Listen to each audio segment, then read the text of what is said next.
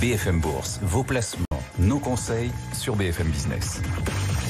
Parlons bien, parlons Pierre. Oui, chaque jour, le rendez-vous de la pierre est l'immobilier. L'après-midi, la carte IMO, 15h20. Jonathan Diver vient de nous rejoindre pour parler des SCPI. Bonjour Jonathan. Bonjour Guillaume. Fondateur de Meilleur SCPI. On est en pleine crise de l'immobilier. On a eu les annonces gouvernementales qui déçoivent l'ensemble du secteur de l'immobilier depuis maintenant 48 heures.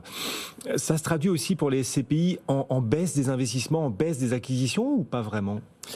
Alors, chaque trimestre, on aime regarder dans le détail, dans le moteur et le réacteur des SCPI, de voir ce qu'elles achètent.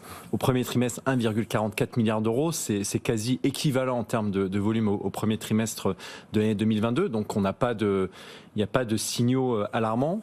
Et ce qui est intéressant de voir, c'est que voilà, on a des SCPI qui ont acheté de manière pan-européenne un peu plus de 106 acquisitions, 800 000 mètres carrés, ce qui fait à peu près 1850 euros du mètre carré. Bon, alors il y a de la logistique, il y a du bureau, il y a de la santé, il y a plein d'autres typologies, mais voilà, on a un prix d'acquisition au mètre carré qui est quand même très décorrélé du prix de l'habitation. Effectivement. Sur quel type d'immobilier les SCPI se positionnent-elles encore? Parce que l'offre est en train de se transformer. On construit en France de moins en moins, ce qui peut peut-être pour certaines SCPI d'ailleurs poser des problèmes. Avant, on investissait aussi dans les futurs projets. Là, il y en a de moins en moins. Donc, on ne sait peut-être pas quoi faire de la collecte. Bref, où est-ce qu'on investit aujourd'hui quand on est une SCPI? C'est vrai que historiquement, les SCPI, elles achetaient beaucoup de bureaux. Au premier trimestre, il y a un élément qui est fort à noter, c'est que 41% des investissements ont été réalisés dans des actifs dits de santé. Donc, c'est un signal qui est quand même assez fort. Hein. Ça montre aussi l'agilité des gérants.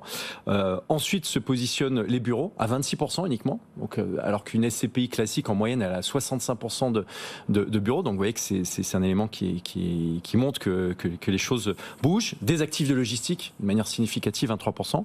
Mais l'élément le plus important et le plus intéressant, c'est les investissements à l'étranger. 50% des investissements réalisés par les SCPI ont été réalisés à l'étranger. Et quand on regarde dans le rétroviseur, généralement, on est compris entre 25 et 35%. Donc, vous voyez, c'est énorme. Spectaculaire. Alors, pourquoi ? Parce que les prix ont davantage baissé à l'étranger, en Europe qu'en France. Bien sûr. Donc, on va chercher les décotes. Ah bah oui, on va chercher les décotes, on va chercher les opportunités. À l'étranger, les investisseurs qui achètent de l'immobilier d'entreprise, ils sont généralement endettés avec des taux variables. Et quand vous avez une remontée des taux aussi spectaculaire que celle qu'on a eue, bah, qu'est-ce que ça fait ? Ça fait le bonheur des investisseurs qui sont equity players.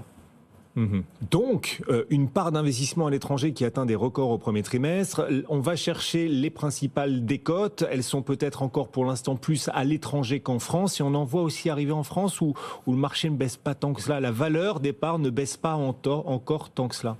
Alors il y a deux sujets, il y a la valeur de l'immobilier et il y a la valeur des parts. Moi je répondrai déjà sur la valeur de l'immobilier d'entreprise en France. On est un peu dans le cyclone là. C'est un peu compliqué de vous dire... Oui, il y a un repricing qui est en cours dans l'immobilier d'entreprise, ça c'est une évidence. Mais est-ce que c'est un mauvais signal sur la valeur des parts ? Non, parce qu'il y a un effet buffer, il y a un buffer sur les parts. Et puis aussi, c'est qu'on détient ces parts pendant 20 ans. Donc si demain j'ai ma SCPI qui baisse de 3% et que j'ai un rendement qui est bonifié pendant les 20 années d'après, c'est pas problématique.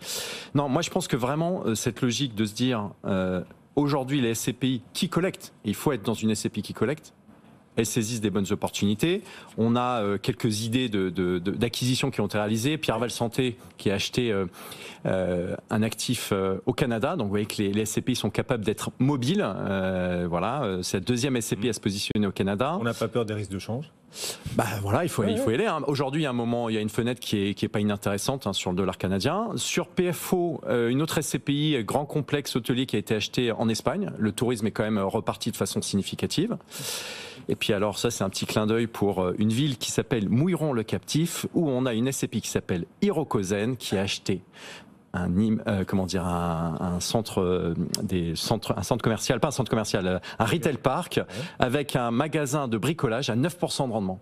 9% de rendement en France. Donc vous voyez que pour le gérant, qui est capable de saisir des bonnes opportunités, qui est capable d'attendre. Et aujourd'hui, on peut laisser son argent sur la trésorerie d'une SCPI parce que vous êtes rémunéré dans des bonnes conditions. Et c'est plutôt pertinent. Mouilleron le captif, on est en Vendée, Voilà. 4996 habitants. Voilà. Voilà. Ouais. C'est la France des territoires aussi. Oui, mais 12 000 actifs en France qui sont détenus par les SCPI. L'ensemble des Français passent au moins une fois par jour devant un actif qui appartient à des SCPI. Voilà. Et comment s'appellent les habitants de Mouilleron le captif? Allez-y, Guillaume. Je ne sais pas. La hausse des taux, parce qu'elle est là quand même, cette hausse de taux pour tous. Est-ce qu'elle va finir par peser sur la capacité des SCPI à continuer d'acheter et procéder à des acquisitions? Alors, la hausse des taux, c'est un moment qui va être parfait pour les SCPI, pour celles qui vont collecter. Pourquoi ? Vous avez un monde des investisseurs institutionnels qui achètent du bureau, du commerce, de la logistique, de la santé.